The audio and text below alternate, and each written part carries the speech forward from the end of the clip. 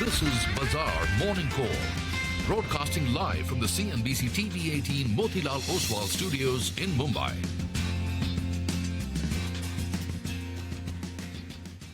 Good morning. You're with us here on a fresh new edition of Bazaar Morning Call. We are coming to you live from the CNBC-TV18 Motilal Oswal studios. I'm Prashant. With me, my colleague Nigel is joining us, and so is Sonia in just a bit from now. Well, I want to quickly kind of, without wasting any time, tell you what you need to know as far as today's session is concerned. Let's kick this off. I'll introduce Sonia and Nigel in just a bit. Well, so the market ended lower yesterday, but it held above support levels, right? I mean, things looked down, but not completely out. That 40-day exponential moving average, which we've been talking about, was very much at play. I'll get to levels in a bit, as we always do, but it's weaker global cues once again. The handoff is weak from Wall Street. Nasdaq up on your screen, 1.17%. The Dow was down 0.8, 0.85, and the S&P was down as well. What's the basic issue? The basic issue is surging U.S. Treasury yields. The 10-year is now basically at pretty much cycle highs at 4.34%. Which basically is also a major resistance. We left off at about 4.28-ish yesterday, and we are just knocking at that major resistance level. Hopefully, the 10-year does not cross this and keep going. That's the bet here. The dollar index is also holding no large movement overnight at about 103.4. Month to date, the numbers are starting to stack up, right? So Nasdaq is down 6.5%. The S&P is down about 4.2%. And you got the Dow, which is down about 2.5% as well. Till the middle of last month, things were looking up and up, right? It was there were ripping rallies, and now some of these rallies are being really sold. Underlying all of this, and I said this before, the problem in the US is it's not so good, but I mean, just to use a phrase, it's so good that it's actually bad. Data is strong. It continues to be strong, and despite Fed's 500 basis point worth of rate hikes, it's not causing any damage to the economy. And why do we need damage to the economy? We need it for inflation to come off. But data is strong. So US data, what we got yesterday, which is the Philadelphia Manufacturing Index, the Fed index, which saw the largest rebound in 3 years. You also had the initial jobless claims which came out yesterday. They were also in line with expectations. They fell in line with expectations. So I'm not really mentioning that. Basically, the bets are that the Fed will have to do more. In terms of hiking, etc. Maybe not in September, maybe they skip, but later in, towards the end of the year, there are more hikes done. The hikes are not done. And that's what's being repriced into the market here. Just to come back to the levels and what you need to know. So the 40-day exponential moving average is at 19,360. We left off 5 points above that. That's the first kind of level on a closing basis, right?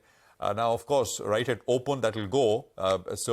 But let's see how things progress by the end of the day. It's also the weekly close. So it'll be important in terms of how that is. A positive weekly close and a negative weekly close, I mean, I think, it makes a fair bit of difference. And hopefully, perhaps through the course of the day, we get some recovery, some bounces. On the way down, I would say it looks a little sort of likely that perhaps eventually we do get to the recent low, and perhaps even a little lower than that. The recent low was about 19,257 or so. Watch out for that. Resistance at 19,498. That's a 61.8% retracement of the recent fall. This is a level we've put out, but I don't think that's coming into reckoning anytime soon. The Bank Nifty has been the weaker of the two between the Nifty and the Bank Nifty, the Bank's index. That is trading at the 20 weekly moving average, which is 43,873. Again, pretty much exactly at the 20 weekly moving average. Perhaps that goes a little lower than that. Resistance at about 44,175 or so as well. So, the picture is not looking all that great. And perhaps the best thing to do is not try and trade too much. Trade if you must. Take positions on stocks, etc. But, I mean, it's getting choppy out there. It's getting a little sideways, as has been clear for the last few trading sessions or so. Once again, I think this is third or fourth day in a row, the implied open at 8 a.m. is down about 70, 75 odd points or so. Sonia. Absolutely. Hi, morning, Nigel. There's another thing you can do, right, which is look for good quality stocks whenever the market pulls back, because that's generally been the best template for long-term investors. Having said that, this is a pullback, of course. That's what you're seeing on the market, and looks like even this morning it's going to be pretty much in the red. So if you just take stock of what's happened in the last couple of months, right, the Nifty is now down about 3% from the 20th July high that we saw of almost 20,000 on the index. So in that context, there's definitely a pullback that we've seen, but more so in the broader markets and in the Nifty Bank. So just look at that. The Nifty Bank is down about 5%, and the pressure has really come in the heavyweights. Reliance is now down 10% from the highs that we saw in July. ITC, there's HDFC Bank and the others. So if you're a long-term investor, perhaps you'd want to sort of take stock of the large caps that are falling and maybe, create some sort of a shopping basket. But of course, having said that, this is a choppy market with a downside bias. If you look at, the US markets, we've been talking about that ad nauseum. 300 points almost gone on the index overnight. And the US 10-year yield is at the highest level since October of 2022 as well. And there is selling pressure in our own markets. The FIs have been selling now consistently. So both foreign and domestic investors sold in the cash markets yesterday. So FIs sold about 1,500 crores, and put together in the month of August alone, it's almost 10,000 crores that has gone from the FIIs. The other thing, a couple of things to watch out for. There's definitely risk aversion globally. So you're seeing it across asset classes, whether you look at gold, which is at a 5-month low, whether you look at cryptocurrencies. We don't generally talk about it, but there was a weird slide that we saw, 9% slide overnight in the Bitcoin, and now it's back closer to $25,000. So there's this wave of a sell-off across all asset classes globally, and India is not too far behind. I mean, we've already seen a 3-4% fall from the top. Well, that's right. The bulls got a bit of a challenge on their hands, Sonia, today, because the Nifty needs to defend that 19,428 odd mark to avert a fourth straight week that we're going to end lower. Now, we haven't seen something like that all the way since April to May 2022. So, we'll like to avert that. So, we'll have to put on close to around 70 points odd, which is unlikely today. At the start, at least, we're going to start off with the cut of around 70 points. What's weighing on the Nifty? In the past 1 month or so, the Nifty Bank is down close to around 5%. ITC, it almost went to 500 rupees odd on 24th of July. And from there, it's corrected close to around 12%. You have a big pocket of the market that's dragging both those two sectors. Now, can the Nifty be third time lucky? Earlier this week, well, we went to around 19,250. We went even to 19,300. And from there, we bounced 150 to around 170 points. Today as well, going by the pre-open rates, we'll be starting in that vicinity of around 19,250 to around 19,300. Looking at the options data, the highest open interest comes in at around 19,400 call. The premium out there is close to around 90 rupees approximately, and there's aggressive writing being seen at around the 19,400 call. On the downside though, yesterday, the 19,400 put, well, that was active. It added close to around 20 lakh shares. The premium out there was around 110 rupees. So you deduct 110 from around 19,400, you come to around 19,290. And that will be a crucial support zone that perfectly tallies in with the 50 DMA. And also the low that we had earlier this week. So those are the crucial support zones that you're looking at. Remember, to get past, to get into that bull trend yet again, you need to get past the 19,600 odd, which is the 20 DMA. So that's the crucial support level you're looking at.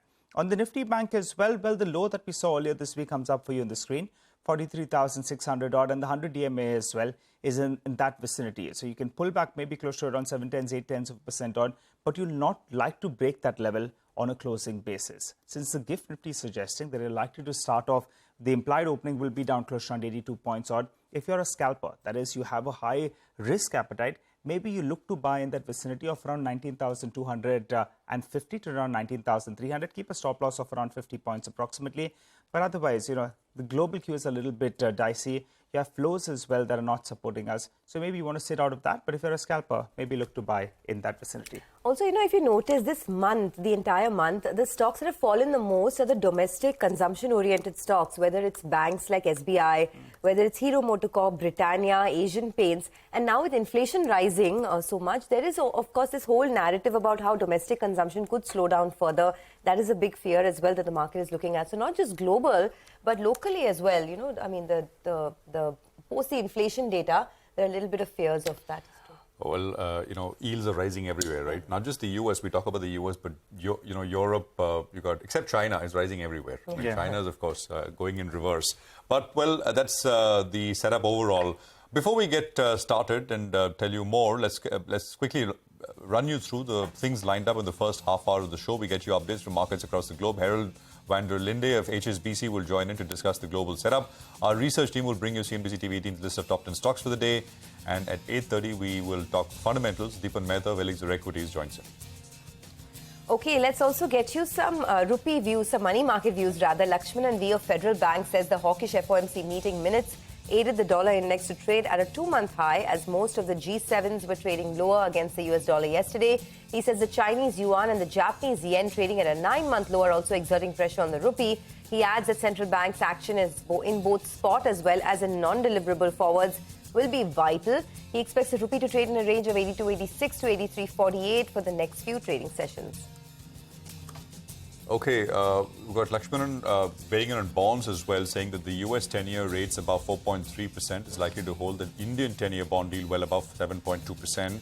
Incremental cash reserve ratio driven reduced system liquidity would keep the near ends too high, with the Treasury bills inching closer to 7.1% mark and may stay at these levels or even higher. Okay, well, those are views coming in. Harold van der Linde of HSBC is joining us. He's head of Asia Equity Strategy. Harold, great to have you with us here. Thanks very much for your time. It's always a pleasure. Are we at the cusp of a bit of a global pullback? After many months, we are looking like we are getting one.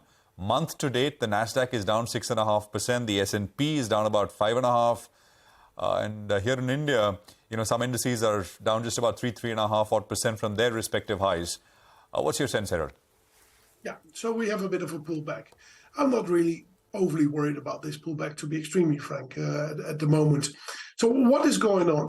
I think there's two things going on. Actually, you said it very nicely a couple of minutes ago. Things are so good that it's bad. The US is strong, demand is strong, inflation remains high, and the Fed has indicated quite recently that they are willing to do more. And the market said, oh, there's a possibility maybe that they're going to raise interest rates again, and therefore bond yields are moving higher. Money gets therefore sucked into the US, and in particular into say deposits, money market stuff, and that lowers the markets. That's happening at the moment. But two things I'd like to say. First of all, since the beginning of the year, a lot of people have been called out by the rally that we've seen over the last couple of months.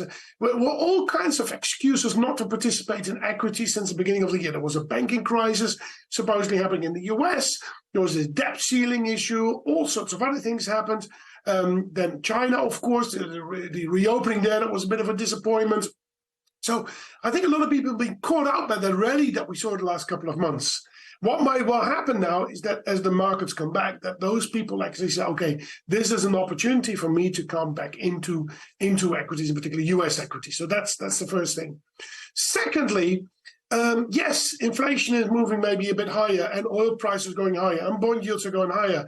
However, I found it difficult to believe that this will continue. We are trying to time the peak of the US interest rate cycle. In the next, say, 12 months or so, it is most likely, more than likely, that inflation is going to trend lower. And that's not just me saying it or about 100 other economists. It's even the Fed itself believing that's going to take place. If you look at their own dot plot forecast, it shows that inflation and therefore bond yields and interest rates are moving lower into 2024, and the market will participate in that. So I think that will eventually happen, and that will allow equity markets to bounce back again. Now, when that's going to happen, you have to see. That could well happen over the course of the next 2, 3, 4 weeks, or maybe that goes into October or something like that. But I suspect this is going to happen. So I'm not overly worried about the pullback that we see at the moment. Okay, not worried about the pullback in the global markets, markets like the US, right? Harold, good morning. In the month of July, you wrote a report where you said that, investors should stay the course in a market like China, despite all the bad news over there and the soft economic data. And you spoke about how you like sectors like electric vehicles, real estate, state-owned companies, and a couple of other pockets as well. But now the data since then has been deteriorating, especially in a market like China. Do you hold on to your view that China is still a buy? And then what happens to other emerging markets like India? Good. Let me first contrast India and China, because the way I look at investing in China is different than the way I look at India. Sonia, I think I've told you this before a couple of weeks ago. We like India. We like Indonesia as well. These are good, interesting, investable stories for the next years. So if I like India, it's not because for the next 2 or 3 weeks or so, I'm thinking 2024 and 2025, that is probably going to look pretty good as well. And the earnings in India coming through very nicely indeed as well. So that's a good investment story. Indonesia, to be honest, a bit the same. China is different. I have more of a trading view. Now, you're right. The macro numbers that have come out of China do not look good. But two things. First of all, everybody is already bearish on China. How much has the Chinese market fallen? With all the news that you see, you would think that market would be down year to date 15% or so. It's actually only down a little bit since the beginning of the year. I think it's 1 or 2% or so. So you already see that a lot of people have already sold out. Secondly, although the macro doesn't look good, the actual earnings estimate in China, and remember, if you buy equities, you buy companies, and you buy it therefore the earnings of the companies. No, you can't buy GDP, it's all nice and well, but you have to look at what happens with the profitability of the companies. Now, a month ago, the market was forecasting, consensus forecast was for 25% earnings growth in China. At the moment, it's 23, still pretty good. So we've actually seen some bellwether internet names coming through with results that were either meeting expectations or doing a little bit better than expectations. So the macro picture not good, but bottom up is not too bad. Now we have to be a bit careful here because China's in reporting season. About 50% of all the companies have reported. That means another 50% has to do so, and they will do so in the next about 2 weeks actually. So until the end of this month. So we'll have to see. Maybe we're going to get bigger disappointments coming through. But at the moment, the underlying earnings is okay. So I take a much more trading view on China. But also like to highlight, despite all that bad news, the market is not down so much. Sentiment is already poor, and people are already positioned poorly in that market.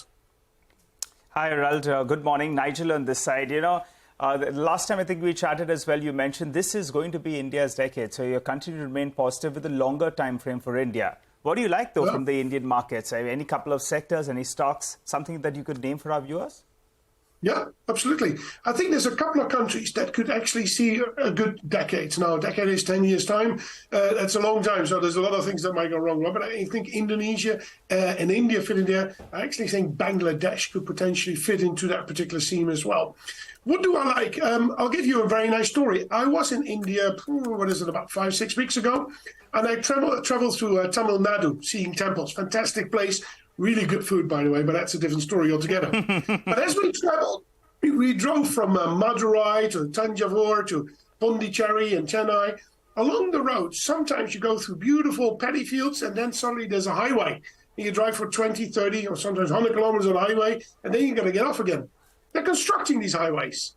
So the infrastructure is being put in place. Now, you fast forward 3 years, 4 years, these highways will be completely constructed. And that means getting goods around the country is is improved. Now, we've seen this in China. We've seen this in Indonesia. That creates a lot of growth. Your policies that the government put in place support that. You have the formal sector continuing to gain market share of the informal sector in India. So there's a lot of growth drivers that are quite structural in nature, and the demographics will help out as well. You have challenges. You need to put that infrastructure in place, amongst others. You need to make sure that actually the growth is generated. And I think India can do a lot of other things as well. For example, education, to a certain extent, could be improved in large parts of the country. But every country's got challenges. That's why we have governments to deal with these things, right? So I think India, in the longer term, looks pretty good. And actually, it's the same sort of story that is unfolding in Indonesia and could well unfold, for example, in Bangladesh as well. Okay, I'm keen to know what you ate during that entire travel. You said the food was excellent, so we'll leave that conversation for another day. But in your next time for sure. But in your report on China, you wrote about 3 sectors that you like, which is electric vehicles, airlines, and real estate companies, state-owned real estate companies. Do you extend that to a market like India as well? In a sense, maybe yes. See, the EV story to a large extent in China is that demand for EVs is pretty okay there, but there are a lot of supplies of EVs, way too many. So we're going to see a lot of EV companies in China not just struggling. I think some of them will go out of business, very simple. But the leading ones, they do very well. And we know these big brands, right? Now, these big brands, they are becoming global brands. Well, I was actually in Bangalore. I saw in Bangalore some of the Chinese EV makers having showrooms. I think in Mumbai, actually, I saw it as well. So they're moving into Europe, they're moving into the US, they're moving into Indonesia, they're moving into India as well. So they're coming there. So in that sense, it will impact some of your markets there. But what do we like in India over, say, the medium term? Now, the consumer sector has actually been rather weak over the last couple of weeks. I think that's fantastic. Great opportunity to get in. That's a growing sector. Good dynamics in that market.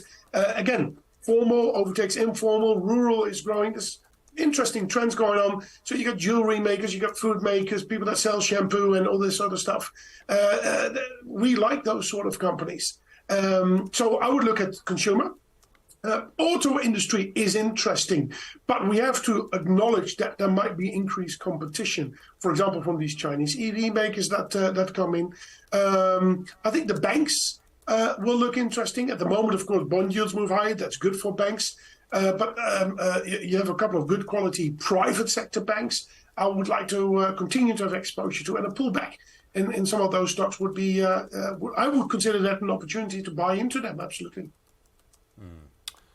Harold, thanks very much for joining us. You've given us a glimpse into some interesting travel.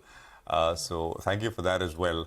And I completely agree with you. It's beautiful countryside, Tamil Nadu. And so good on you. Yeah, we had a fantastic time. Great. As I said, the food was fantastic. So we need to come back there.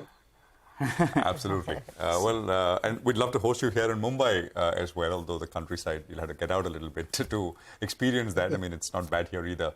We'll take a very quick commercial break here. We'll come back with our top list of stocks to watch. Our team will be joining in with exactly that. Stay with us.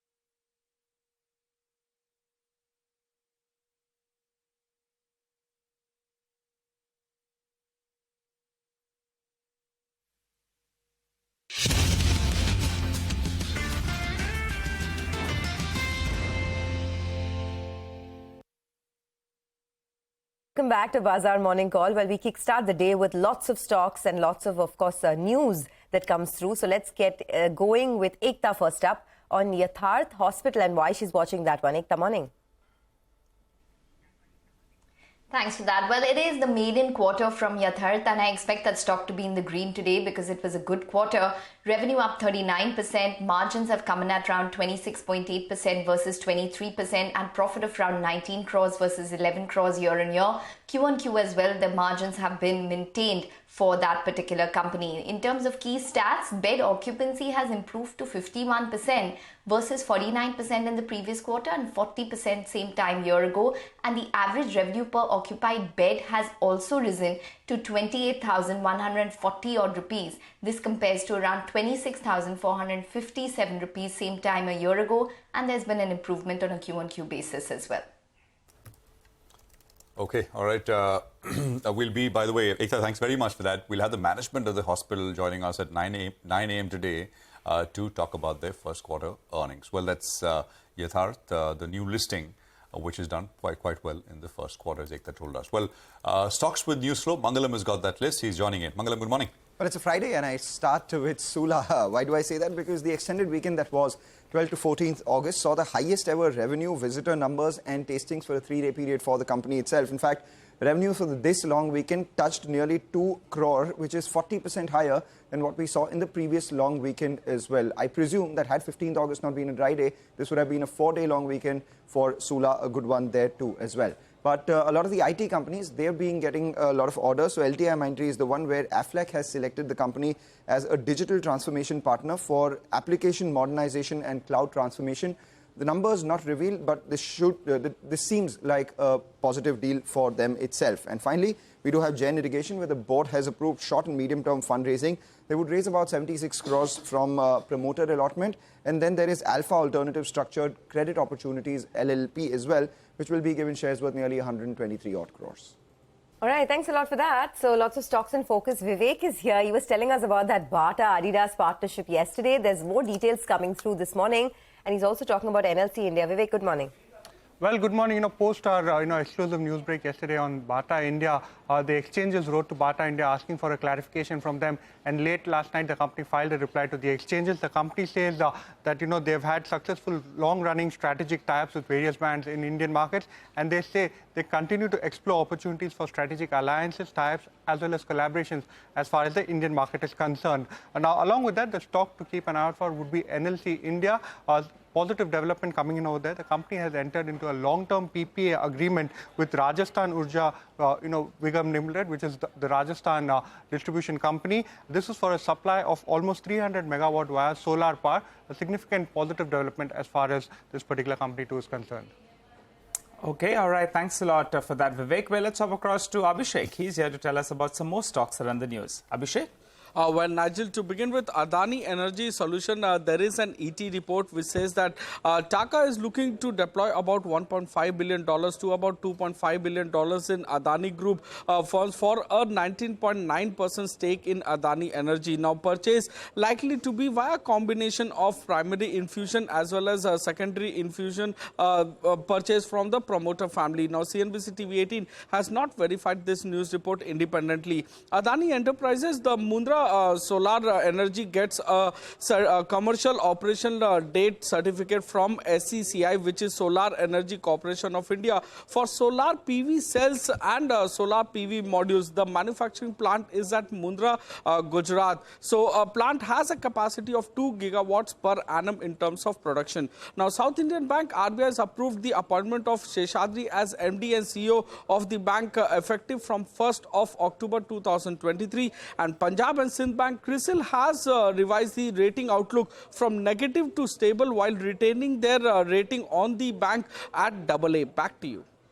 All right, thanks a lot for that. Here's a quick recap of our top stocks. Stocks with positive news flow. There's Yatharth Hospital, Sula Vineyards, LTIMindtree, Jain Irrigation, Bata, NLC, South Indian Bank, Adani Power, Adani Enterprises and Punjab and Sindh Bank. Well, guess what? There are no stocks on our radar with negative news flow today. But there's lots happening in the world of commodities, especially with risk aversion across equity markets. Manisha Gupta is joining in for a roundup of all the action there. Manisha, morning. Morning. Thank you for that, Sonia. Well, I'll start with the crude oil prices, which are set for a first weekly decline after 7th straight week of gains. So we've gained 20% in last 7 weeks, but this week the crude prices are down by nearly 4%. The weak economic data from China, expectations of further rise in U.S. rates, and even as while China says that they will keep the policy liquidity ample and policy precise and forceful, the markets are yet to see all of that transform on ground. And until then, you will continue to see choppy crude oil prices there. But finally, on the last day of the week, there is some buying coming in for the metal as a sector. Copper is off its 2.5-month lows. Prices have climbed back above $8,200 a ton. The dollar index has come slightly off the kind of highs that we saw it in yesterday, and that has been supportive. Not just copper, but steel, zinc, aluminum, all of these metals also are trading mildly into the green in Asia right now. All right, Manisha, thanks very much for that. We'll take a quick commercial break here. Deepan Mehta of Elixir Equities joins in for some fundamental stock check. Later, we'll connect with Kaustubh Pavaskar of Sharekhan by BNP Paribas to put focus on the FMCG sector and the tie-up talks between Bata and Adidas. Stay tuned.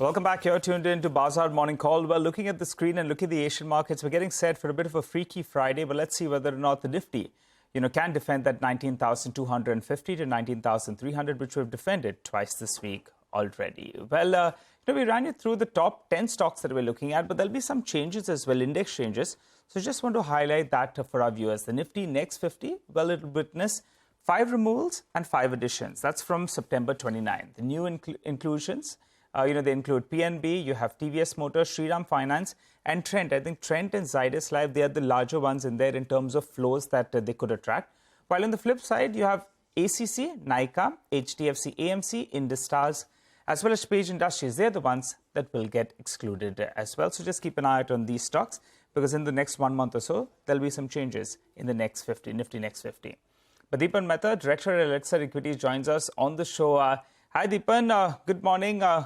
Good to have you in, Deepan. Well, Deepan, I just want to ask you about a couple of stocks then. I don't know whether you're tracking them closely, but REC and PFC, out of nowhere, you have these stocks that have come up big time. And that was actually an indirect play on all the reforms in the power space. Valuation-wise, they were fairly decent. And yesterday, there was, a couple of notes that came out as well. And the indications are that they indicate that, they'll continue to grow and the asset quality will improve. Are you tracking both of them? Yeah, good morning, Nigel, and thank you for having me on your show. Of course, we are tracking. They've been listed for decades. But unfortunately, the stock track record had not been that great. And even their performance was quite erratic. Despite having such a fabulous status as PSU lenders, there was virtual corporate guarantee as far as their debt, the body of debt lent out is concerned. But it's just now that I think they are seeing a beautiful scale up taking place. And higher and higher loans are being delivered at reasonable rates of return, and they're able to maintain the net interest margins. And these companies never had too much of an issue with NPA as well. So I think after the PSU banks, investors have turned their eye onto these state NBFC companies, which are attractively valued. They were trading perhaps below book value as well. And there is some hope that now there will be consistent performance in terms of 15-20% type of earnings growth, which is why we are seeing increased interest in these companies. And I think from a risk return profile, these companies certainly should outperform over the next few quarters or so. Deepan, hi, good morning, and thanks for being with us on the show. A lot of heavyweights have been under pressure, right, in the last couple of months. And what stands out is Reliance. I mean, it's down 10% already from its highs in July. Do you think this is a good time to be buying Reliance, or would you be a bit cautious here? Good morning, Sonia. Thank you for having me on your show. I think, overall, we are seeing that large cap stocks have been subdued and a lot of action is taking place in the mid cap and small cap stocks and many new 52-week highs over there. Specifically to Reliance, I think lack of any triggers may be leading to this kind of a correction in the stock price. And the stock had run up significantly just prior to the demerger of the Jio Finance unit. And thereafter, I think there's a corrective phase. It also could be that some investors and traders may have bought Reliance Industries to take advantage of the split and then kind of square up their positions. But I think from a fundamental perspective, it's a great stock. And still there's sort of value unlocking opportunity. Of course, the results were slightly disappointing, but that's because of the cyclical nature of the oil to chemical business, and that should also correct over a period of time. The main question, of course, is what is going to happen to the two large businesses within Reliance Industries, the retail business and the telecom business, and how they will get listed separately, whether it be an IPO, which would make Reliance a holding company, or whether there'd be a split, as we saw in Jio Financial. I think that's the main question which investors are asking at this point of time. And of course, I mean, the AGM is on the 28th, which is the Monday after. So that's always an important event in the Reliance calendar in that sense. So we'll hear more there. Deepan, hi, morning. The Cochin shipyard is like, it's not a ship, it's a rocket. 40% this week, and we've got 1 day to go. Garden Reach is another one which was galloping. It cooled off a little, not cooled off, but was not up 10%. So does not make the cut. That's the rate of outperformance here in this space. Any thoughts? What's happening here in these names? Good morning, Prashant. I think, as is the case with Power Finance Corporation, PFC and REC, and what happened with PSU stocks and what is happening in defense companies is that after decades of underperformance, we are seeing increased traction in the PSU stocks. I think overall management has improved, transparency has improved, communication from these companies is better. And because of this Make in India and Atmanirbhar policies of the government, especially defense stocks, engineering stocks are seeing renewed vigor in terms of larger and larger order book positions. And now all that the PSUs have to do is just execute and execute over there. And I think that we are seeing the early signs of improved execution amongst the PSU companies, especially the shipyards. And with these kind of order book positions, investors are quite secure in terms of earning visibility. And in a way, they are a safe play because if the market or the economy were to turn, these companies would keep on performing because of the order book position which they have. Only one sign of caution is that there could be earnings volatility because these are all revenues booked on percentage of completion, and that does fluctuate considerably. And as and when new ships come on board for execution, there could be some pressure on margins. But on the whole, no doubt that Cochin Shipyard and other shipyards offer a very interesting investment opportunity. And maybe not when they are flying, but at corrections, one could look at getting into these companies. Okay. Well, Dipan, just stay on. We'll come to you in a bit. We have, a lot of news in the FMCG space, so we want to discuss that. Our colleague Vivek yesterday told us that Bata could be inking a deal with Adidas for the India market. Today, Bata responded to the exchange's query at his CNBC-TV18's news break that they continue to explore opportunities for strategic alliances and tie-ups or even collaborations for the Indian market. But let's find out what this means for the stock, for the company, and for investors as well. Kaustubh Pavaskar, who's the Deputy Vice President at Sharekhan by BNP Paribas, joins us now to talk about that. Kaustubh, thanks a lot for joining us. If this deal does go through between Bata and Adidas, right, can you tell us what would this mean? I mean, what are the kind of synergies that you're looking at? And how would this tie-up change your view on the stock, the Bata stock? What's your call now? Right. In post-COVID era, we have seen that, athleisure and, casualization, these two themes have started playing well, especially athleisure. And we have seen that, most of companies, launching products under this space, or they are looking for tie-ups to expand their portfolio. I think Bata, we have seen that casualization, they are, focusing on casualization through sneakers, which they have launched, and it is now almost 20 to 25% of their portfolio. It is doing good. They are expanding their reach in this space. They wanted a strong brand, to focus on the athleisure. And I guess, tie-up with Bata will give them that edge, because that is something, this particular space is expected to achieve a strong growth. Millennials are following it. And I think, Bata's tie-up with Adidas, Adidas can leverage upon, Bata's distribution reach. Bata can have a strong brand under its kitty, and which will, there could be a win-win situation for both the companies. And we should expect, this space to do well, which will help Bata as well and Adidas in the coming years. But as and when this is announced, what are the key factors, Kaustubh, you'll be looking at? I mean, there should be some kind of exclusivity or something on those lines. What kind of sharing, whether or not it'll be margin accretive. What all will you be tracking? The key 2 or 3 points.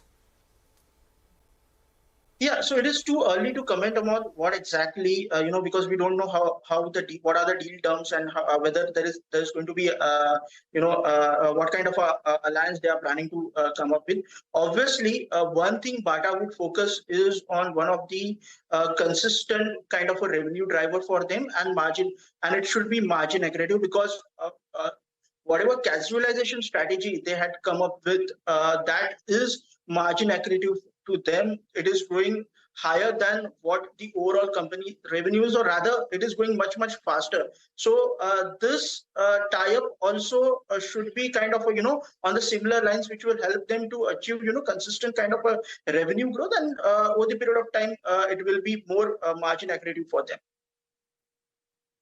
Okay, so at this 1,733 price, how does the risk reward look for an investor now, and what is your 12-month target price?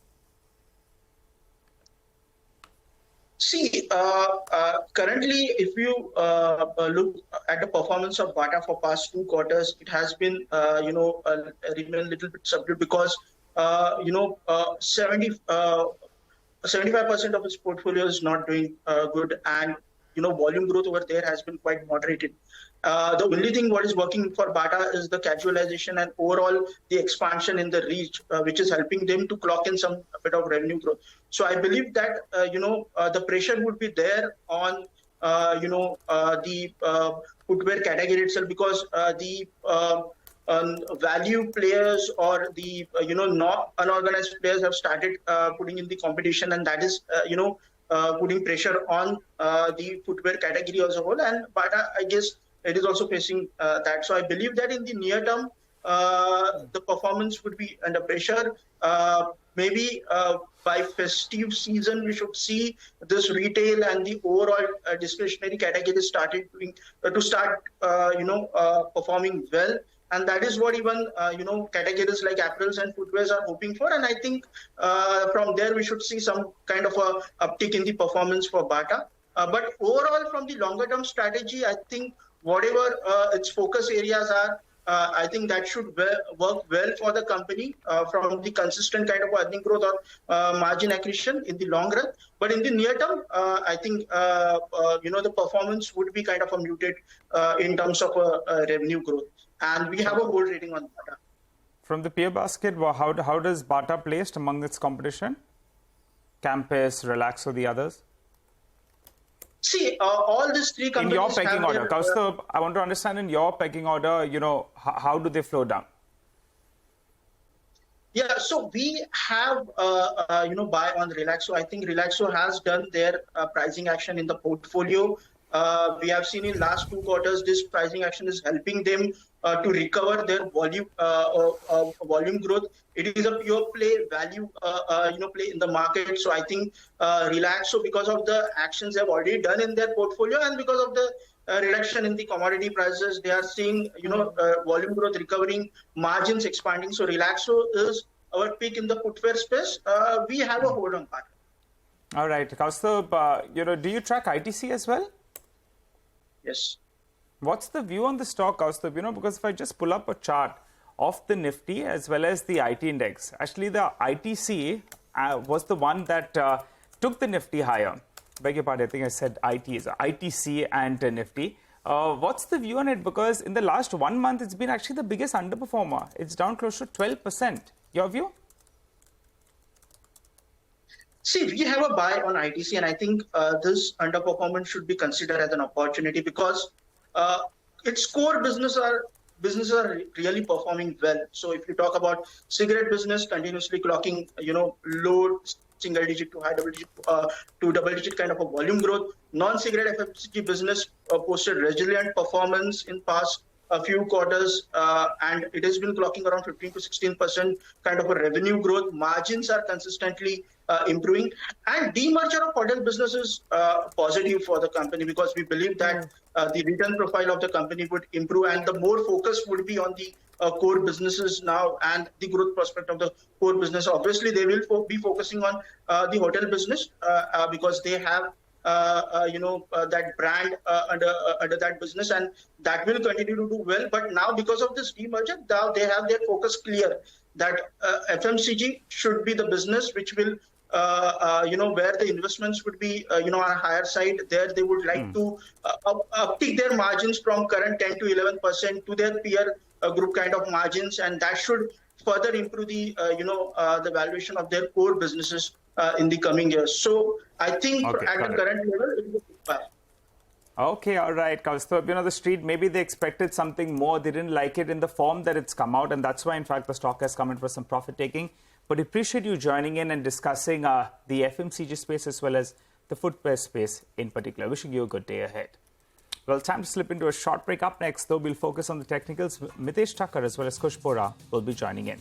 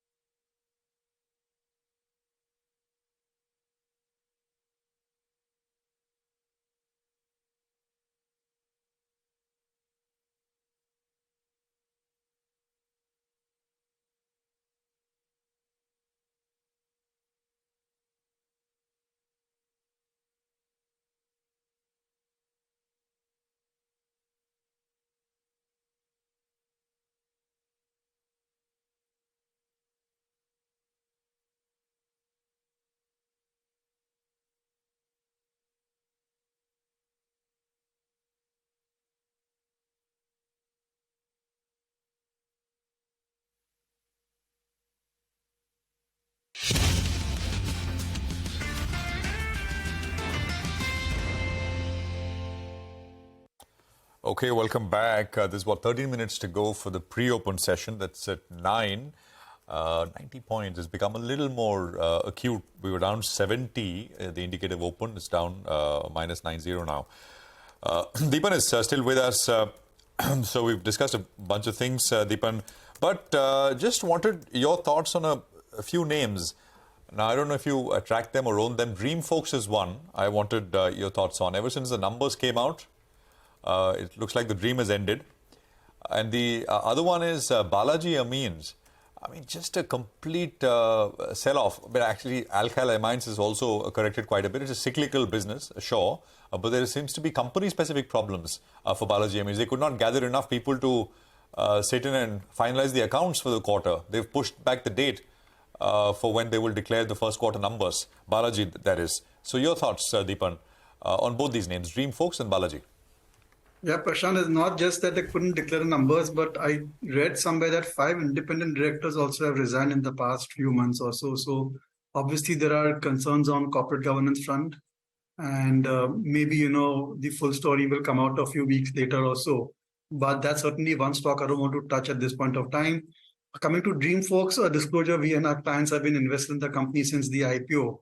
And what really disappointed was the sharp increase in expenses. And although there are justifications for it, that it's in going into building the business and investing for the future. But nonetheless, I think the sharp correction or fall in the margin certainly is concerning, and whether this is structural or one that one needs to see. But overall, the story is quite phenomenal. And if you want to play on rising air travel by the average citizen, then apart from Indigo, this is perhaps the only solid company that one could look at. And they are gradually expanding their network also overseas through tie-ups. The only risk factor, of course, is if they lose a few lounges exclusivity, then certainly that could impact the revenues. But nonetheless, I think it's a great structural and secular story. And one needs to see how the margins are actually shaping up over the next 2-3 quarters. Having said that, we remain invested in the company and are quite, I would say the story is excellent at this point of time, but it's a new listing. So it hardly has any history in terms of reporting of numbers. Dream Folks, by the way, I was just looking at it listed in September of 2022 at 508. That was the listing price, Dream Folks. The stock yesterday left off at 510. So it's almost back at the listing price. Of course, I mean, as compared to where they sold stock at, it would be well in the money still. So got that, Deepan. So problems near term, but you're saying structurally things are looking good. Any thoughts on another name, Globus Spirits, which again seems to be which was like a fancied name, but has again undergone a fair degree of price damage. There was that block which happened yesterday as well. Yeah, that's right. Global Spirits and other alcohol-bev companies also, I think, should report good numbers or have been performing well. They were hit by rising prices of glass and raw material, especially ethanol. But now I think things have stabilized and they have made cost increases. They have passed on these cost increases. Global Spirit also has a commercial ethanol business, and that can have its own vagaries in terms of earnings. But on the whole, I think these alcohol-bev companies should do very well given the demographic advantage of India and increase alcohol consumption. And if you look at the entire sector, it is these smaller companies like Radico and Alco and Global Spirits and maybe Tilak Nagar Industries, which have clearly outperformed the larger ones like United Spirits and United Breweries for that matter, because they're able to manage the regulatory environment far better. And mind you, this is a highly regulated industry with controls on pricing and distribution. So from that perspective, I'm still quite positive on the likes of Globus, Tilak Nagar, Radico, Ketan. I think they're expensive, but the potential to grow earnings over the next 3 to 5 years are quite decent, given rising consumption of alcohol. Deepan, I would request you to just stay on for a bit. We'll come back to you, to chat about more stocks. But in the meantime, we also have a market to trade. So Mitesh Thakkar and Kush Bora are joining in now to help us with that. Gentlemen, morning to both of you. Mitesh, let me begin with you. This market has come off quite a bit from its highs. I mean, a 3-4% fall is what we've seen from the highs in July. What is the downside looking like now? Where could it be protected at? And what is your recommendation purely for today? Good morning, Sonia. I think the downside part, I think, my initial assessment when the markets, started to look corrective was that I had penciled in about 19,200 zones. which is where a weekly gap and some retracement level exists as the worst case scenario. I think that still remains the idea that we should not break 19,200. I would still believe that the odds of doing that are less than 10%. But if that happens, and we always, we can't rule out any probability when the markets are choppy, then I think I'll look for a test of around 18,980, 19,000 zone. But 19,200 to me, I think should be an area which is very likely to be protected and, should provide us with good bounce back as the market tries to reach those levels. We have seen that happen twice in the last few weeks when the intraday low has been below 19,300, but it has not tried to test the 19,200 levels. So I still believe that's the downside. Similarly, on the bank nifty, the key level to watch for me is around 43,400. As long as that doesn't give away, I think the bank nifty also has a chance of doing some base building at lower levels and then trying to reverse the trend. So these are the levels which I'm watching on the downside. But for the day, I think, as I said, since we are broadly in a range, we are not trading the indices for the time being. But closer to the lower levels, which I've just highlighted, I think I would be a buyer. Okay, got that, Mitesh. Good to hear that view. Well, let's hop across to you, Kush.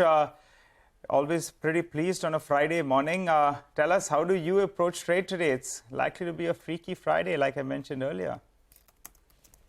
And always pleased Friday or Monday, right? So, well, see, just to put things in context from a medium-term perspective, this is the first time that we are seeing any kind of consolidation, and with a mild negative bias, I might say.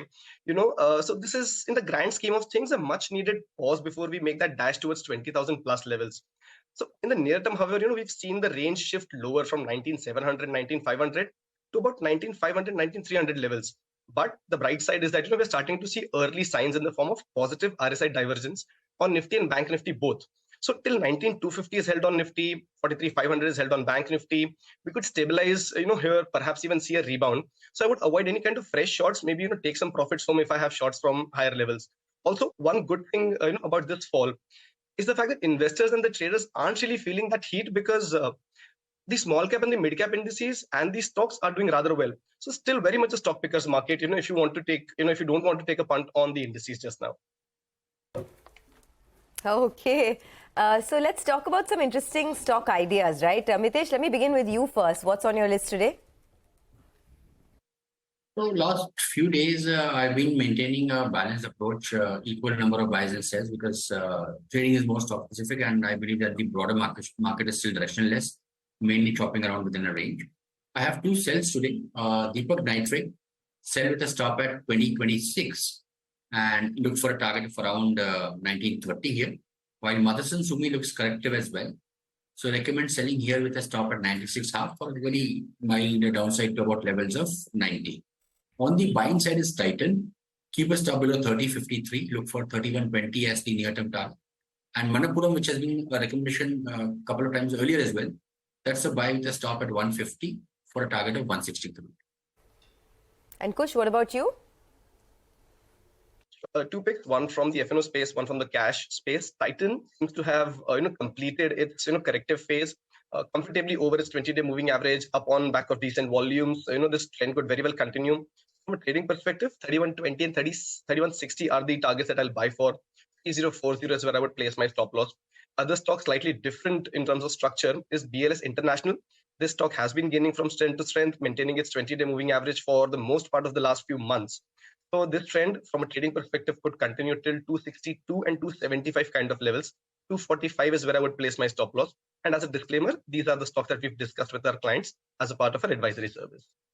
Okay, all right. Let's do one thing. Let's take a short commercial break. On the other side, we come back with the pre-opening rates. We will also be connecting with Yatharth Tyagi, who's the whole-time director at Yatharth Hospital, to discuss their Q1 earnings. Stay tuned.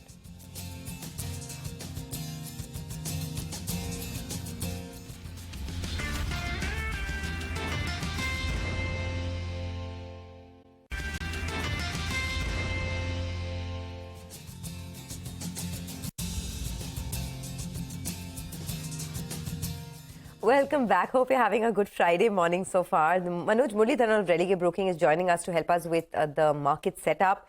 The GIFT Nifty, by the way, is suggesting a big cut, so it could be almost be an 80-point cut this morning. That's what the Nifty implied open is for now. Manoj, what do you do at a time like this when the risk aversion continues and the market is trending lower? What's the call for today, and what about individual stocks? Yeah, good morning, Sonia. Sonia, when we started this August series, the Nifty had almost a good 24 more lakhs of position that we had. And majorly it was hedging from the FIR desk because if you see the positional longs were lesser than what we saw last month.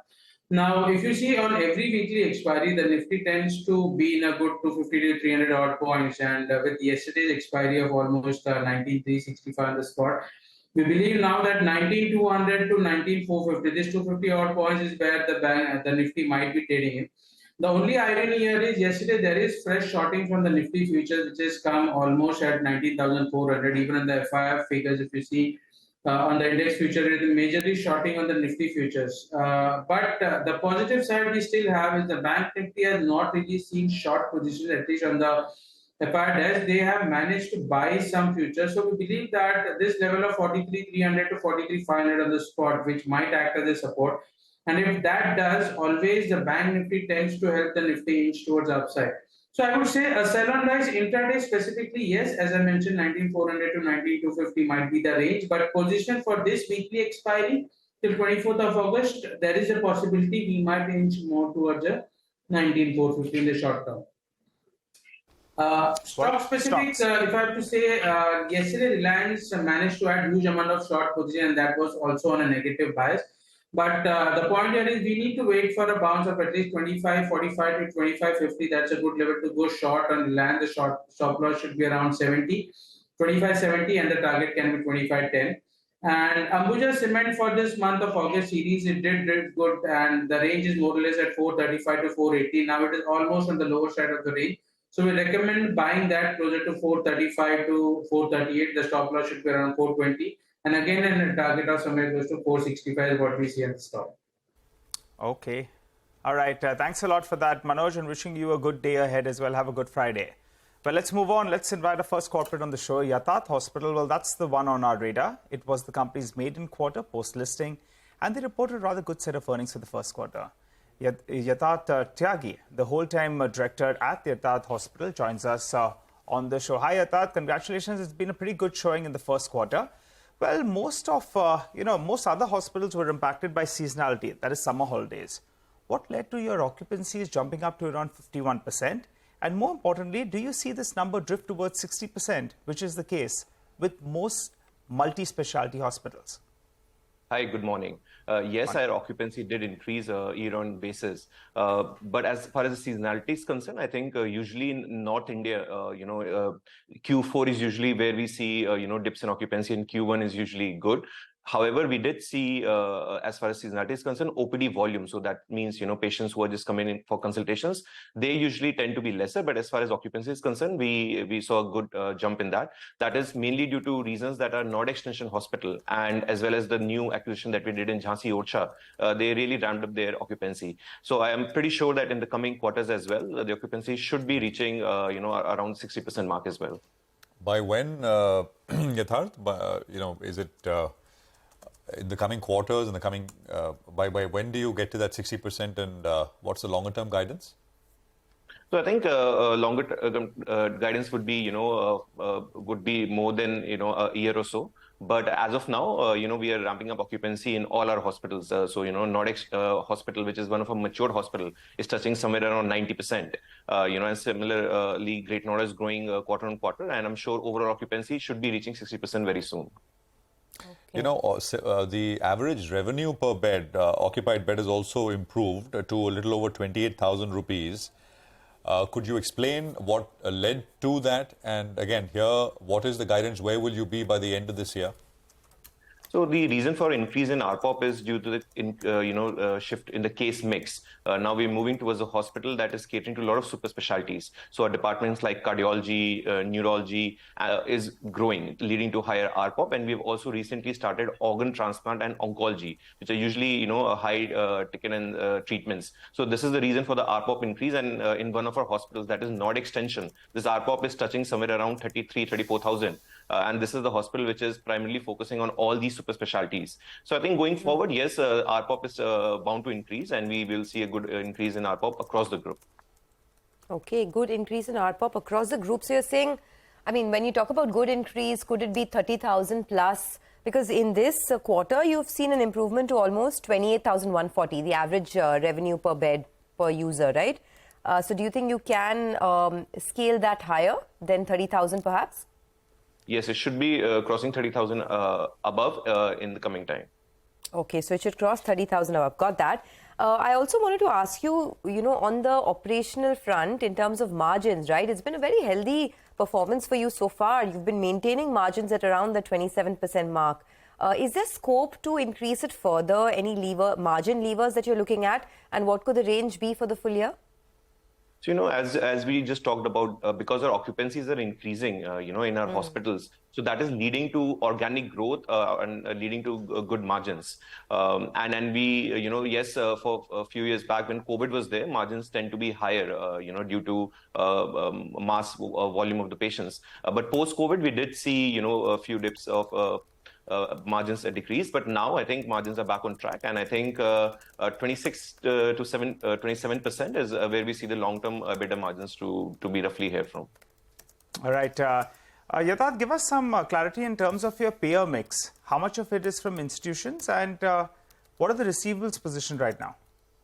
So I think our overall payer mix is roughly around one-third. So we categorically divide it into three aspects. One is self-payers. Second is the healthcare insurances, that is the TPAs. And third is the government bodies. Also there, we are not liable to treat these government patients because we don't have any beds reserved because the lands was not provided to us by any subsidized rate from the government. So it's only on our discretion that we can choose how much government business we want to do. And, going forward also, so this should remain roughly in the same category of one-third each for all these three pay segments. Okay. All right. Yatharth, when you joined us at the time of the IPO as well, I think you were talking about you continue to look at inorganic growth. Anything on the anvil? Yeah, there are a few options that, we are looking to acquire, and very soon in the coming quarters that should be done. As of now, we are looking in North India. So there are a few options that we have identified in the nearby territories of Delhi NCR. So not typically Delhi, but yes, in the growing regions, because, the population in these areas of Faridabad, Ghaziabad, Noida, they are increasing year on year. And these are the markets that are still not saturated as far as hospitals are concerned. So these are the areas we will look to expand as far as an inorganic, and very soon we'll be announcing an acquisition for that. Okay, that's important. So very soon you'll be announcing an acquisition in a northern part of India. Two quick questions on that. What will be the amount that you're willing to spend, and will you be looking to raise your debt levels as well? No, not as of now. We are not looking to raise any more debt levels because from the primary IPO funding that we raised, we already have a significant amount reserved for unidentified acquisition, as well as, we have the general corporate expense to use. So I think acquisitions can be done well within the funds raised from the IPO. And as of now, we're not looking to raise any debts. In fact, post-IPO, as I mentioned with you last time, that we'll be looking to retire a complete bank debt. And that is what we have done. So right now we have repaid all our long-term and short-term borrowings. Okay, yes, I remember you saying that. I just wanted one word on the MP hospital a little bit before we let you go. Can you tell us, in the first year, I think the hospital's occupancy was 8%. How much is it right now, and how much do you look to grow it by? Also in terms of, profitability, etc., what are you looking at? So yeah, this hospital, is very important for us, and the occupancy has more than doubled in the latest quarter for this hospital. And then the important aspect, is it has become operationally break-even. So, we're touching a bit of positive in Q1 there, and that is all thanks to the increase in the occupancy, as well as, a lot of all the doctors and especially specialty departments in the hospitals are now complete. So I think going forward, we see, no reason why this hospital cannot touch the similar occupancies to what we are doing in our mature hospitals in the Delhi NCR. Okay, we'll leave it at that. Yatharth, thanks a lot for joining in, and all the best. So that is Yatharth Hospitals and Trauma Care Services talking about the business and the way forward for the company as well. Well, we're just about getting into 9:10, so let's check out what the pre-opening rates are suggesting in terms of an opening for the market. Could be slightly sluggish, actually, 63 points lower on the Nifty, as per what the GIFT Nifty was implicating. And you have TCS, HDFC Bank, Wipro, Infosys, a couple of stocks that are in the red right now. Mitesh is back with us. Mitesh, what's the big call at 9:10? I'll go with the buy on Titan. I think that's made a good bullish breakout on the hourly charts. So keep a stop at 30.53, 31.20 is the target. All right, and there's also a very positive report coming in on AU Small Finance Bank. So Abhishek is here to give us the lowdown on that. Abhishek, morning. Morning, Sonia. So Motilal Oswal has written on AU Small Finance Bank. The recommendation has been upgraded to buy from neutral and target price being increased to 825 per share from earlier target price of 810 per share. They say that, AU Small Finance Bank is playing for the long innings, earning growth to accelerate from FY25 onwards. So AU Bank has delivered 54% CAGR in deposits over FY18 to 23. And in the same time, they have delivered 34% CAGR in terms of loan growth. So it has evolved as a strong franchise, not just in the SFB segment, but overall in the mid-cap banking space as well. So they estimate loan growth to be at a CAGR of about 28% between FY23 to about FY25. So they expect near-term pressure on net interest margin to remain an overhang on the stock performance. So the estimate of earnings growth will accelerate from FY25 onwards to about 35% YOY after 22% YOY growth that you are expecting in FY24, leading to an ROA of 1.9% and ROE of about 17%.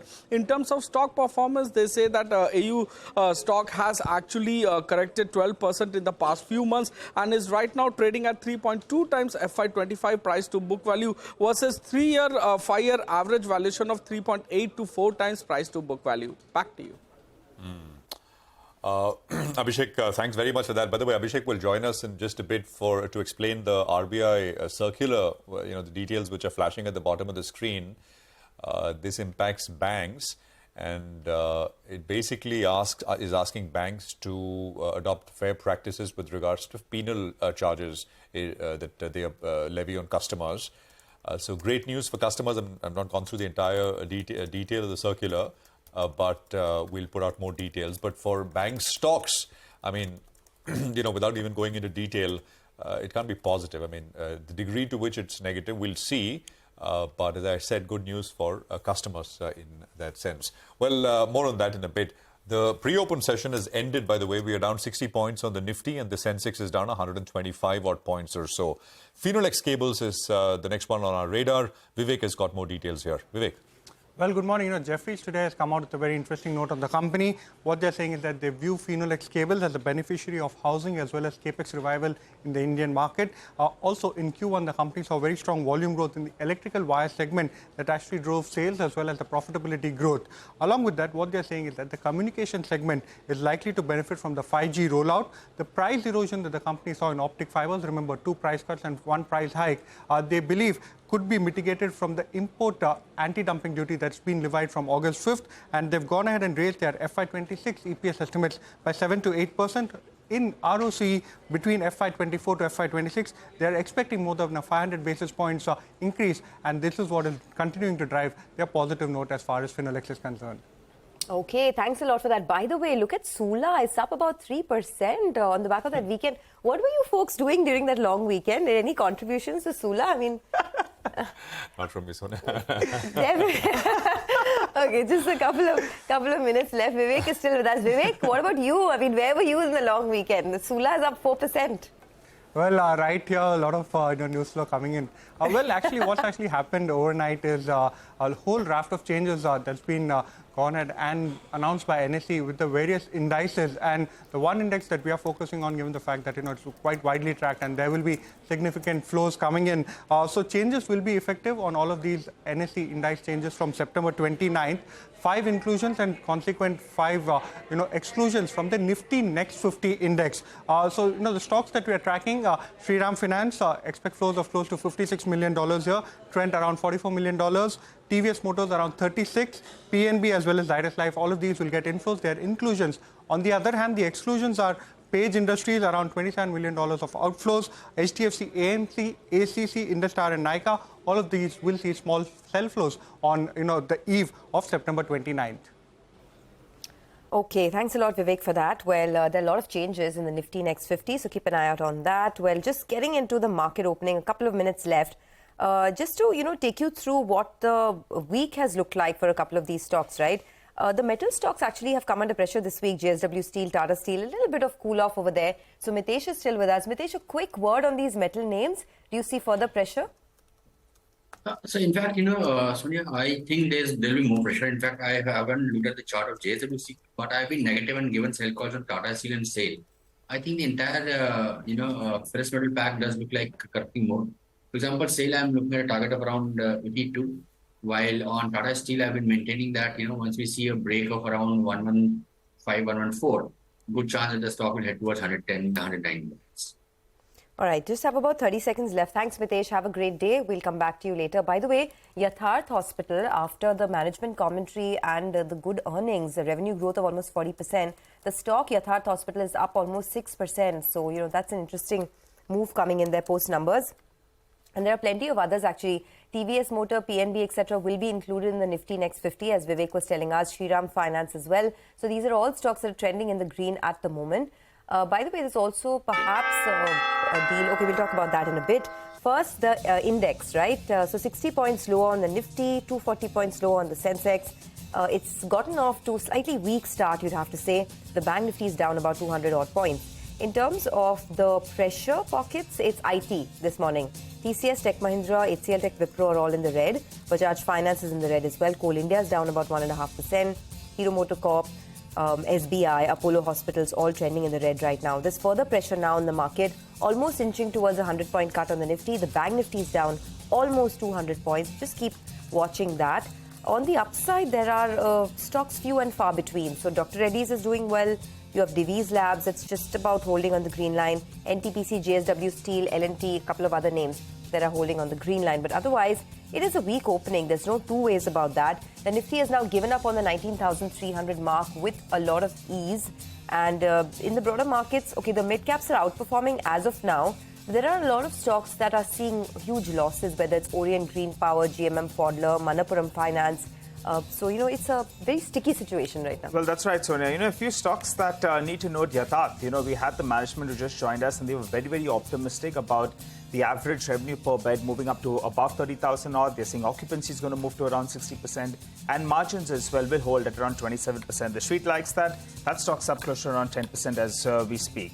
South Indian Bank, well, they have a new head out there, new head at the top, and that was announced late last night. So that stock's taken it positively. It's up close to around 5%. Kochi Shipyard, what do you say about that? As Prashant said earlier, not moving like a ship, like a rocket. Up close to around 4% yet again. SCI as well is up close to around 2%. On the flip side, a couple of stocks have come in for selling. GMM Pfaudler is down close to 6.5%. Volumes as well rather large out there. Orient Green Power, that's another one that's down close to around 7%. And Manappuram Finance is now down close to around 3%. I think we're waiting for a large trade to take place out there. I think only around 0.25% equity has changed hands, but we'll get you further clarity on that front. For the time being, the Nifty is holding around the lows that we saw earlier this week.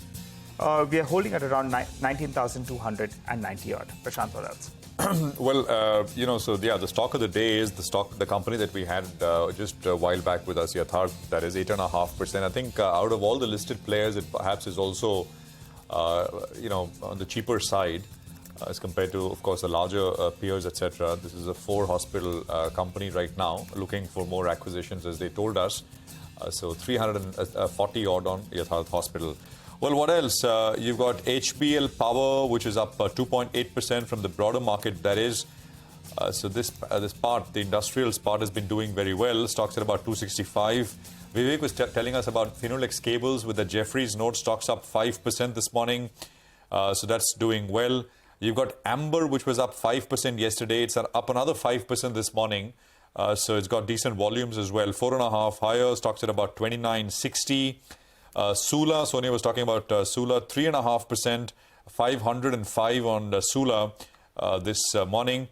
We've got South Indian Bank, which is, I think, mentioned that. BF Utilities is another one. Cafe Coffee Day was up some 10-15% yesterday. It's up another 5% this morning. So that's, broadly the list of what's doing very well. You can look at things like Gokuldas Exports, etc., which is also looking up. TBZ, decent move for a long time. Not very much has happened in Tribhuvan Das Zaveri, but this week, stocks up about 25%. It's kind of woken up. So that is up on not bad volumes for right now. So more gainers in a bit. Market breadth is positive. I'm not sure if there is a block which has changed hands at GMM Fodler. Yes, there is. There seems to be, 13-14% block is what's changed. So, if you remember, Nigel, I think there was this overhang, right? Yeah. GMM, there was a large block which was expected. I don't know if that is completely gotten done, but we'll try and have 0.8% equity has changed hands. We'll wait. No, actually, on GMM Fodler, there's close to around 14% equity that's changed hands out there. And there's just one large entity that has 14%, which is Fodler. They have 14.5% odd. So we'll try to get you more details. But for the time being, that's the big headline out there. 14% equity changing hands. And there's just one large entity, that's Fodler, who's part of the promoter entity that has that. This was the big kind of overhang for GMM Fodler. And looks like it's kind of gotten done. So 1450 or so on the name. Manappuram is, of course, we highlighted. Garden Reach Shipbuilders, right? Another one which is seeing a little bit of pullback after the run that it's had, 2% lower. We've got Page Industries, which is starting with a 2.5% cut. So stocks down on volumes. Olectra, one of these bus manufacturers, which had seen sharp run up, up to the announcement from the government, 2.5% lower there. Coal India is down about 2%. HCL Tech, HDFC AMC, lots of names. Titagarh is down about 2.5%. JBM Auto, another bus manufacturer, we had the company with us yesterday, that is down about 3% or so as well for now. So that's the sort of market picture. It's not bad. We're down about 60 points. So 19,300, very much on the index. Well, Shiv Puri is now joining us. He's founder and managing director at TVF Capital Advisors. And he's with us on the program. Shiv, great to have you with us here. Thank you very much. Appreciate your time here on CNBC-TV18. It's been a while, so welcome back. Just tell us, I mean, last we spoke, which is some time back, you were extremely bullish on the entire financial space, Shiv. That was the number one holding for you by far. How have things changed? What have you been doing? How's the year been so far for you guys? And what's the view from here? Well, I think compared to the last time we spoke, a few things have changed structurally first. One is that I feel this is a period we're entering, which is sort of the 2003-2004 era in terms of capital flows, which is going to likely to be more structural and I'm meaning talking about foreign capital flows. So we could have a period of the next few years with strong foreign capital flows and continued strong domestic capital flows, which would be a very interesting position for the market. I think the second thing is, from the last time we spoke, is balance sheets across corporate India are the best one would have seen probably in the last 20 years. And it's not just for corporate India, but even for all the financial institutions. Clearly, they're over-provisioned during COVID, expecting worse things to come. That hasn't happened.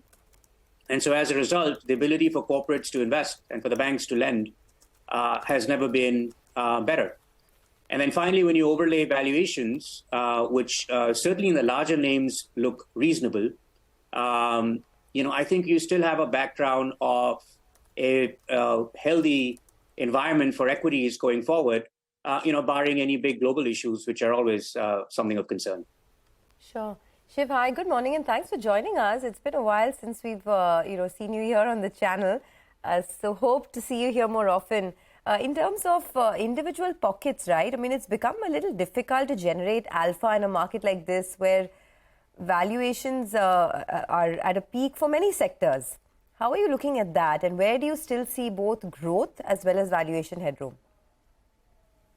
Well, I think as a sector as a whole, certain valuations are extended. But I think in some areas of, say financials, for example, when you're looking at perhaps even the largest private sector bank in the country, it doesn't seem that the valuations are that extended. And, if we're entering a period where the economy is going to grow at 6 to 7% real, you're going to have nominal growth in the double digits. There is still a very strong runway for credit growth in the country. And like I said earlier, asset quality remains good. Valuations are very reasonable, in line with the kind of growth that they're going to have. So I think there are pockets of opportunity like this. There are certain areas. The areas that I'm a bit more worried about are slightly on the mid-cap space. There are companies out there that have pretty extended valuations. Competitive pressures are building up. Capacity will come online. But I think in certain areas of financials, certain areas in healthcare, for example, certain large chains in hospitals, I think have a very strong structural opportunity over the next 5 years. Hi, Shiv. Good morning. This is Nigel on this side. There are a lot of good domestic themes that are playing out there. How are you all focusing on it? Is it the real estate space? Is it infra, cement? I mean, what's your pick? I think infrastructure and real estate and utilities has been an area that's always been a little difficult to navigate. And if you actually look at the wealth creation that's happened over the last 10 or 20 years, very few companies have delivered the kind of returns on a structural basis. I think on a cyclical basis, yeah, you're going to see some of these things move up, just given what's happening both in private capex as well as in infrastructure spending. You're seeing order books fill up. You're seeing, like I said earlier, capital availability. But I think, there are still opportunities predominantly in financial services and pockets of consumer, in some areas of healthcare, especially in hospitals, and then in certain, IT names that are still have a structural tailwind behind them, but perhaps have a cyclically challenging period over the next few quarters. So what would that mean when you say there's a structural tailwind and cyclically challenging period for the next couple of quarters in IT? Do you like them? Do you not like them? Because some of these stocks have, pulled back quite a bit. I mean, Tech Mahindra is up almost 10% from the lows in the last 1 month. Yeah, they have. I think, cyclically what you're seeing is that there is a tightening of budgets in the US for spend. You're seeing projects get delayed. You're getting sales cycles elongate. But structurally, with the whole navigation of AI that pretty much all the big companies have to go through, you're going to rely on more customization. You're going to rely on more technology depth. And the Indian IT services companies are no longer just, passive partners in this process. They have actively helped all of these Fortune 500 companies navigate onto the cloud and are best positioned for the next level of migration that will come. But that will span out over the next few years, which means that there could be some really interesting opportunities come over the next few quarters. Shiv, so let's just narrow it down, right? So top bets really for 15-20% kind of 15%. Let's be reasonable. Compounding stories from here, according to you. I mean, list out a few names if you can. That'll be lovely. Otherwise, the closest you can get. Well, I think it'll be difficult for me to do that without compliance. But I would say that in terms of sectors, financial services still remains that way. And nothing has changed over the last couple of years. You've seen the best lenders continue to grow their loan book, earnings, and correspondingly stock prices. And so if you look at some of the largest private sector banks, some of the smartest lenders in consumer lending in the NBFCs, some of the home mortgages who run a sensible book, penetration levels are still so low. We've still got a very, very long runway over there. So I think... Shiv, let me just come in there. Just a thought that I'm going to borrow from what you said just a while back. You said, well, with infra and real estate, you kind of said that over very long periods of time, there have been few winners, right? In that sense, I mean, not structural. You get these cyclical, very sharp moves. Can one say the same thing about banks? I mean, if you go back the last 20 years, have there been lots of, what's been the strike rate? I mean, if you take a bunch of banks, top banks, how many have structurally made money? I mean, you can count them on fingertips, say an HDFC Bank and maybe, doesn't the same apply? I understand the fundamentals, but using what you just said about real estate and infra. Go on. Well, I was just going to say that the number of infrastructure and infrastructure-related companies has been humongous over the last 20 years. The number of private sector banks in India is a handful anyway. And of them, 4 or 5 have created immense wealth. There have been a couple that have had credit issues, but even some of them have bounced back. So I don't think we can really compare the two sectors because obviously banks, it's a regulated business. You have to have a license to be a bank. And there haven't been that many licenses that have come out. Yeah. No, I was not comparing, and not at all. I mean, there's no comparison. I was just saying, you go fishing where the fish are, right? I mean, in that sense, just to use that phrase. So yeah, financial services, private banks, top of the list. What else? Number 2, number 3. Well, I'd say that would be at the top of the list. I think the second area would be hospitals in India, especially those of scale. Because what we're starting to see is post-COVID, people are taking their health a lot more seriously. You're seeing life insurance patients, which used to be a very small proportion of our hospitals' incoming patient list is now rising quite dramatically. You're seeing people navigate and move towards branded hospitals. Earlier, they used to follow a doctor around. So we're seeing sort of some structural changes that are happening over there. And look, healthcare in India at the top private healthcare in India is still reasonably cheap compared to anywhere else, even in the emerging world. So I think there's also a lot of pricing that will come. Of course, the risk in hospitals is always regulatory. But what we've seen post-COVID is actually a regulatory tailwind for some of these hospitals than rather a headwind. Okay, all right. We'll leave it at that, Shiv. Thanks a lot for joining us. In fact, a lot of these hospital companies, even for, on the stock exchanges, have done exceptionally well. I mean, we just spoke to Yatharth Hospitals. They have very good, almost 40% revenue growth. The stock is up about 6%. So I take your point that, this is a space that is picking up quite Just well. a bad joke I wanted to make, Sonia. Disclaimer. I mean, if you go to Shiv likes private banks and hospitals. If you go to a hospital, you need to go to a bank. Hopefully unless you have insurance, which is the third leg, which I think Shiv mentioned. Shiv, if you're hearing, thank you very much once again. Appreciate your time here on CNBC-TV18. I hope none of us have to ever go down that route, right? And all of us have insurance, I hope. Okay. But, PI Industries is the one that we're looking at. The company actually did not speak to us post their earnings, and it was a very strong performance this quarter, better than its peers. Revenues and profits witnessed a healthy growth. Exports have also witnessed a strong 33% growth. So we thought we'll invite the management to tell us a little more about the way forward. Mayank Singhal, the Vice Chairman and Managing Director at the company, joins in. But he's on the phone line with us. So Mayank, appreciate your time. Thanks a lot for joining in. I want to ask you a little bit about the domestic growth first before I head to exports, because there is a little bit of a problem there. Your revenues have fallen about 13%. And 20% of your business comes from the domestic market. So tell us a little bit about the pressure points here, and do you foresee more weakness? Yeah, hi, morning everyone. So as you see, the company's overall grown 24% revenue for the first quarter. The domestic business has witnessed about a 13% degrowth. While I would say that the initial season delays and erratic rains have been the key driver, but we do assume to say that this catch-up can happen well in the second quarter. But on the other hand, the positive side is there has been a very high efficiency in the working capital, and PI as a strategy has taken not to really stock up the channels, but to more look at sales in the ground and accordingly optimize in the first quarter. So going forward, I believe that we should be in a better situation coming in the second quarter, and I think the sales would come in line to our expectations.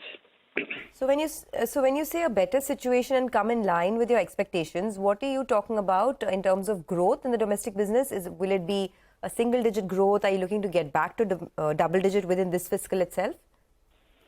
Yes, within this fiscal, we should definitely target a double-digit growth here. Okay. Is there any, if the situation does not improve, Mayank, good morning. Good morning.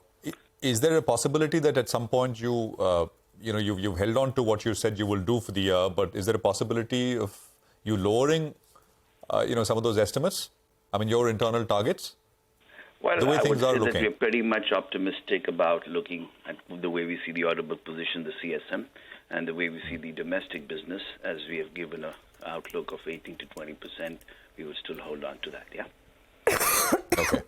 All right. So no real downside or anything of that sort out there. Could you tell us how much is pyrosaxophone as a percentage of sales? Sorry, that's a tongue twister for me. It's a product which has done well for this quarter. And what was the growth that you saw? Well, I don't have the exact number for the product growth, but the sales are quarter to quarter is different from a product mix and demand cycle.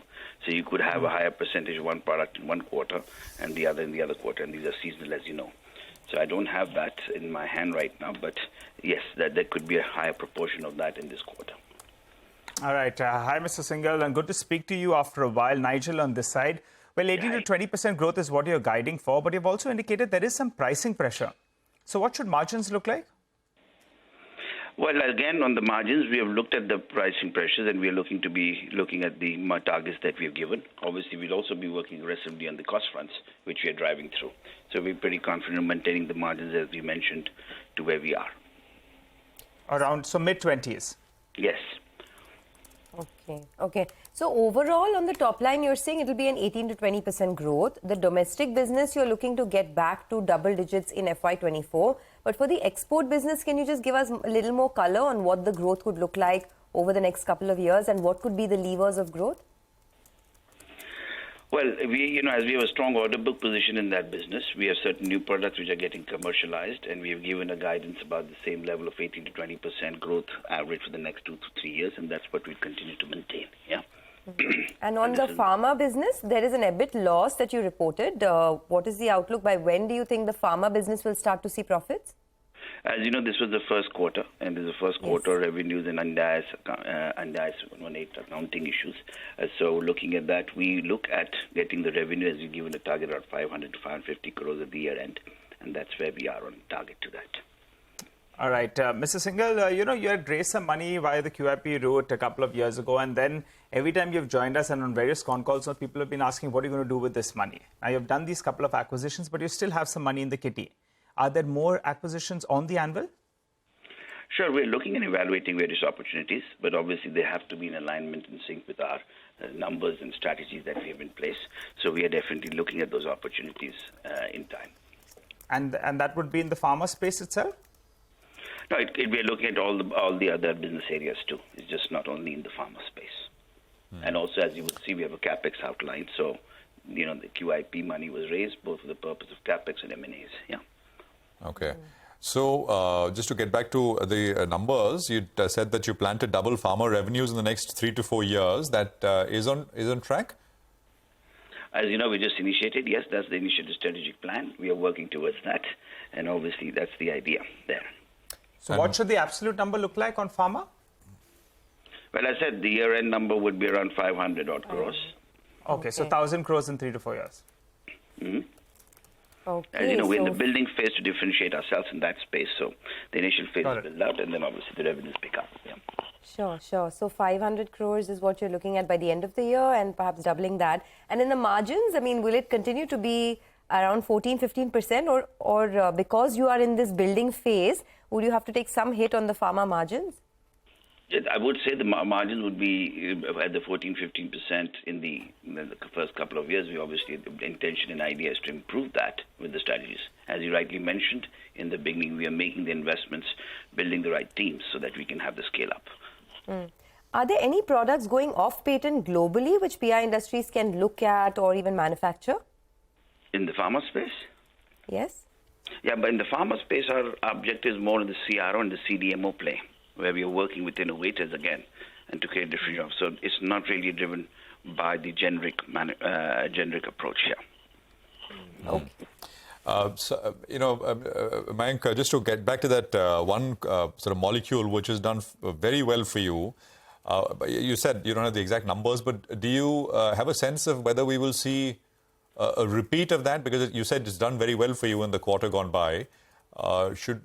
Will it be maintained at that level? Because, some analysts that we were speaking with were saying, well, that is unlikely because other alternatives to that, which are manufactured by China, etc., which had gone up in prices because of supply disruptions, etc., those things have kind of normalized now, and prices have come off for those things.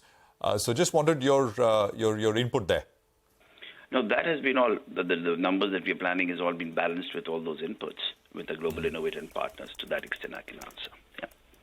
Okay, so all of that included, 18 to 20% revenue growth is what you're expecting. Mayank, good to speak with you. Thank you very much for your time. Appreciate it very much here on CNBC-TV18. That's PI Industries with that insight. Well, 65 points on the Nifty, 19,298. So just about holding on to that level still. GMM Pfaudler is still your biggest volume-led loser. So it's down 6% after that large block. Manappuram, I think, has also seen a block. So stocks down about 5% or so on very large volumes. So about 146.6 or so on Manappuram coming through as well. TCS has joined the ranks of losers. So that is down about 1.25% or so at this stage. Market breadth is still positive, but the gap has narrowed quite a bit. 1120 stocks are higher and some 800 stocks are in the red. We'll take a break here. We will be joined on the other side by some power analysts, and we'll talk about the interest in the sector that we are seeing. We'll also, after that, connect with the management of Eveready India to discuss their first quarter numbers and outlook going forward. Stay tuned.